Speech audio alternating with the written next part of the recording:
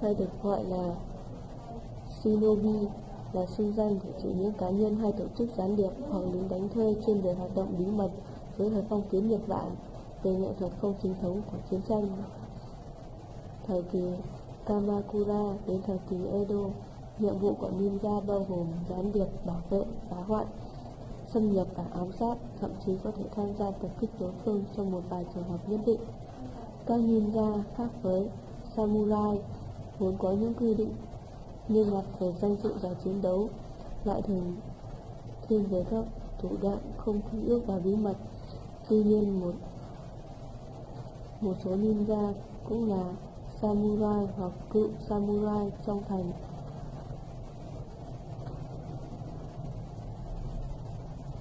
vì Seito ninja ngược lại.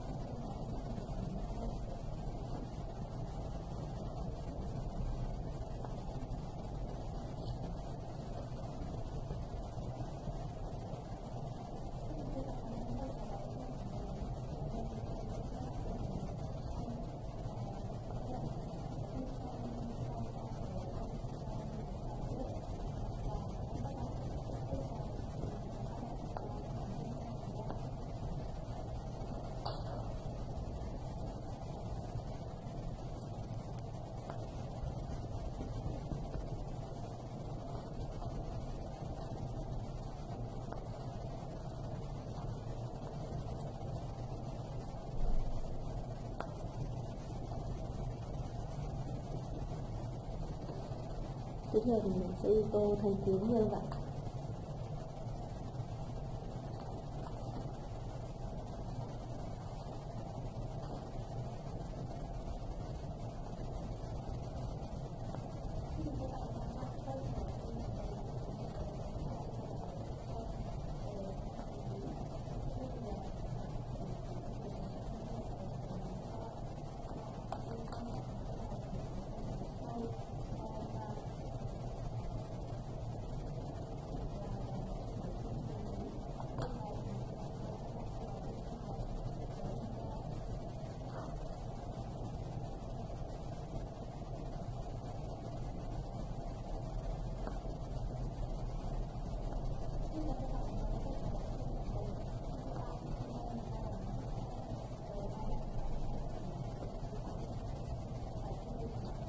Tiếp theo mình sẽ tô một chiếc kiếm như các bạn.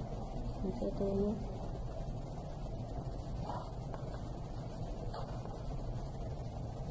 Mình sẽ tô những chiếc cây. Đầu tiên thì mình sẽ tô chiếc thân cây.